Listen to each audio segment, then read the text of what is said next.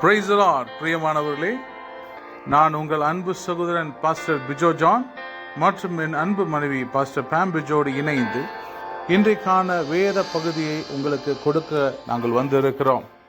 இன்றைக்கான வேத வசனம் சங்கீதம் 37 அதிகாரம் 28 வசனம். கர்த்தர் நியாயத்தை விரும்புகிறார், அவர் தமது பரிசுத்தவான்களை கைவிடுவதில்லை, அவர்கள் என்றென்றைக்கும் காக்கப்படுவார்கள், துர்மார்களுடைய சந்ததியோ அறுப்புண்டு போகும். பிரியமானவர்களே, இந்த வசனம் சங்கீதம் 37 சங்கீதம் 28 வசனம். இதிலே கர்த்தர் தெளிவாக சொல்லுகிறார், கர்த்தருடைய பரிசுத்தவான்கள், அதாவது இயேசுவின் இரத்தத்தினாலே வீண்டெடுக்கப்பட்டவர் எல்லாரும் கர்த்தருக்கு அவர்கள் கர்த்தத்துவத்தினாலே அவர் பரிசுத்தவான்களாய் மாற்றப்பட்டிருக்கிறார்கள்.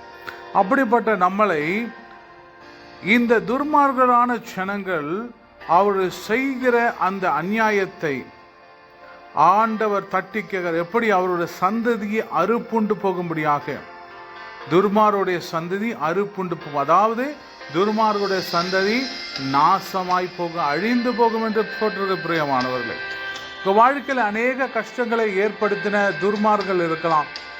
பண கஷ்டங்களை கொடுத்து உங்களை ஆசை வார்த்தையை காட்டி பல ஆயிரக்கணக்கான லட்சக்கணக்கான இன்னும் ஏன் கோடிக்கணக்கான ரூபாய் ஏமாற்றி கூட பலரை ஏமாற்றி அவரோட வாழ்க்கையை ரொம்ப கஷ்டமான ஒரு சூழ்நிலைக்கு தள்ளப்பட்ட அந்த சூழ்நிலையில காணப்படுகிற அதே வாழ்க்கையிலே அதே அனுபவத்தில் நீங்களும் கடந்து சென்று கொண்டிருக்கலாம்.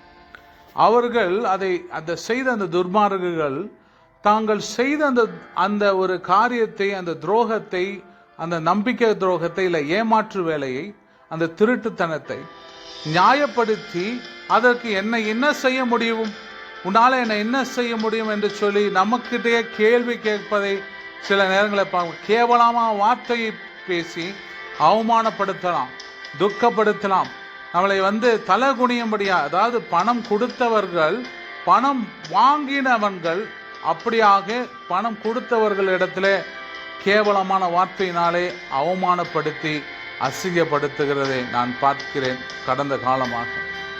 பிரியமானவர்களே, அப்படிப்பட்ட அவர்களுடைய சந்ததி, அந்த துர்மார்களுடைய சந்ததி, கர்த்தர் அவருடைய சந்ததியை அறுப்புண்டு போகும்படியாக செய்கிறார்.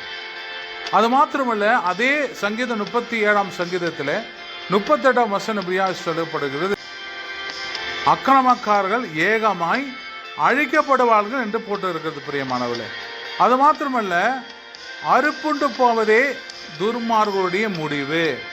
அவர்கள் நினைத்து கொண்டே இருக்கலாம், இப்படி ஏமாற்றி விட்டோம், நம்ம குடும்பத்துக்காக நம்ம சம்பாதித்த பிள்ளைகளுக்காக சம்பாதித்து விட்டோம், நாம் 10 தலைமுறைக்கு உட்கார்ந்து சாப்பிடலாம், இல்லை 2 தலைமுறைக்கு உட்கார்ந்து சாப்பிடலாம், இப்படி மற்றவங்களை நம்பிக்கை, அவர்களுடைய நம்பிக்கையை துரோகம் பண்ணி கொண்டு வாழ்க்கையை நாம் சாதித்து விடலாம் என்று ஆட்டம் போட்டு கொண்டிருக்கிற கூட்டத்துக்கு கர்த்தர் எச்சரிப்பின் சத்தமாய் 38 வசனம் சொல்லுகிறது, அக்கிரமக்காரர்களே ஏகமாய் அழிந்து போவீர்கள், அறுப்புண்டு போவதே உங்களுடைய முடிவு.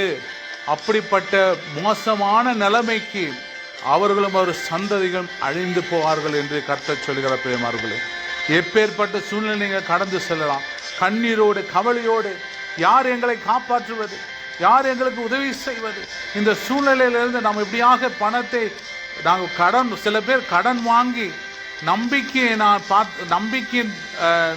ஒரு ஆளை நம்பி பணத்தை கடன் வாங்கி அந்த லோன் எடுத்து அந்த ஜனங்களுக்கு கொடுக்கும்போது அந்த ஜனம் அந்த நபரோ அந்த கூட்டமோ அவளை ஏமாற்றும் பொழுது அந்த ஏமாற்றப்பட்டவர்களுடைய வலி, அவருடைய சாபம், அவருடைய கண்ணீர், கர்த்தருடைய பிரத்யேகமாக அவர்கள் கர்த்தருடைய பிள்ளைகளாக இருக்கும் பட்சம் அவர்கள் ஆண்டவருக்கு முன்பாக அது அவருடைய துருத்தியிலே அவருடைய கண்ணீரை எடுத்து வைத்திருக்கிறார். பிரியமானவர்கள், அது கண்டிப்பாக அதுக்கு பதிலும் பலனும் உண்டாகும். சீக்கிரமாக கர்த்தர் அதற்குள்ள நியாய தீர்ப்பை அவளுக்கு கொண்டு வருவார். பயப்படாதிருங்கள், திகையாயிருந்தீர்கள். ஜெபிப்போம் வாங்க. அன்பின் தகப்பனே, எங்கள் வழியை நீர் அறிந்து கொண்டிருக்கிற, என்னை கேட்டுக்கொண்டிருக்கிற ஒவ்வொருத்தரும் இதே சூழ்நிலையை போய்கொண்டிருக்கலாம். அவர்களுடைய எதிரிகளை சருப்பு நிறத்திலே ஆண்டவர் அவர்கள் கர்த்தாவே அறுப்புண்டு போகும்படியாய் நீ செய்வீராக. அவருடைய சந்ததி அறுப்புண்டு போகும்படியாய் நீ செய்ய போவதற்காய் நன்றி செலுத்துகிறோம். ரபியாய் செய்வதற்காய் நன்றி செலுத்துகிறோம். அவருடைய அந்த துர்மாருடைய அழிவு எப்பொழுதும் முடிவு அறுப்புண்டு போகதாய் இருக்கிறது சுவாமி. அழிந்து போவார்கள் சுவாமி. அவர்கள் கர்த்தருடைய பிள்ளைகள் மேலே தொடுகிற, கர்த்தருடைய பிள்ளைகளை தொடுகிறவர்கள் கர்த்தருடைய கண்மணியை தொடுகிறவர்களாய் இருக்கிறார். கர்த்தர் அதற்கு நியாயம் செய்யும்படியாய் ஸ்தோத்திரிக்கிறோம், துதிக்கிறோம். நன்றி தகப்பனே, இயேசுவின் நாமத்தில் கெஞ்சி கேட்கிறோம் என் அருமை பிதாவே. ஆமேன், ஆமேன். God bless you.